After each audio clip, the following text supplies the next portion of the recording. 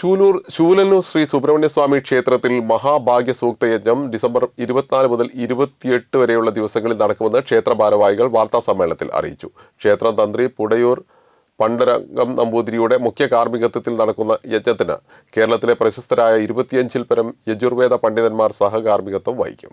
ചൂലൂർ ശൂലന്നൂർ ശ്രീ സുബ്രഹ്മണ്യസ്വാമി ക്ഷേത്രത്തിൽ മഹാഭാഗ്യസൂക്തയജ്ഞം ഡിസംബർ 24 മുതൽ 28 വരെയുള്ള ദിവസങ്ങളിൽ നടക്കുമെന്ന് ക്ഷേത്ര ഭാരവാഹികൾ വാർത്താസമ്മേളനത്തിൽ അറിയിച്ചു.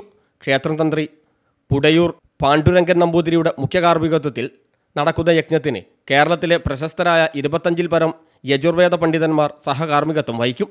എല്ലാ ദിവസവും നൃത്തനൃത്യങ്ങളും മറ്റ് സാംസ്കാരിക പരിപാടികളും ഉണ്ടാവും.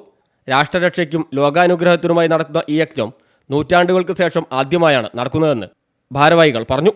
വിവിധ ദിവസങ്ങളിലായി ഇന്ത്യ സ്റ്റാർ ഐക്കണിക് അവാർഡ് ജേതാവ് PM വ്യാസൻ, ഭാഗവതാചാര്യൻ Parakkot Vasudevan Namboothiri, Kashyapa Veda research foundation Vedic instructor Baburajan, Hridayavidya foundation ആചാര്യൻ വിദ്യാസാഗർ ഗുരുമൂർത്തി എന്നിവരുടെ പ്രഭാഷണവും നടക്കും.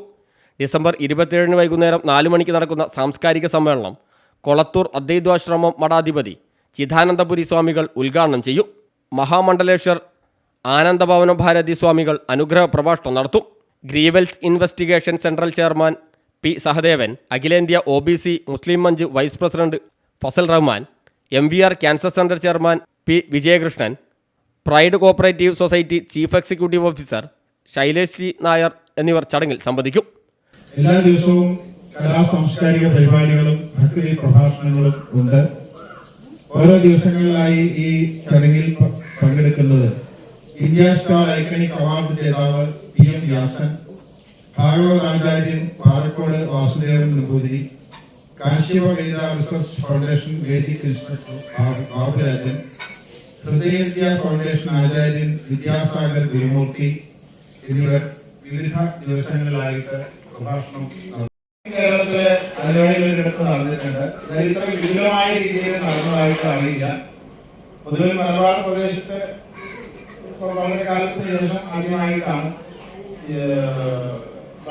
ഒരു പ്രത്യേക മന്ത്രമാണ്. അത് ആവർത്തിച്ച് 14,000 പ്രാവശ്യം ഈ ദിവസം ആവർത്തിച്ച് എഴുതി പ്രത്യേക ഹോമത്തിലെയും അത് കത്തിക്കുകയാണ് ചെയ്യുന്നത്. ഹോമം ഹൗസ് പ്രത്യേകം തയ്യാറാക്കിയ ഹൗസ് അതിൻ്റെതായ പുക എല്ലാം കാർബണാണെങ്കിലും ചില പുക നല്ലതും ചില പുക ചീത്തയുണ്ട്. അതേമാതിരി അതിനൊരു ഔഷധ കൂട്ടിലുള്ള ദ്രവ്യങ്ങളൊക്കെ കത്തിക്കുന്ന സമയത്ത് അത് അന്തരീക്ഷ ശുദ്ധി വരും.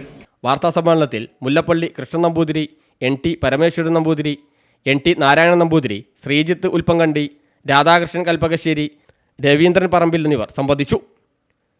CTV പ്രാദേശിക വാർത്ത മാവൂർ.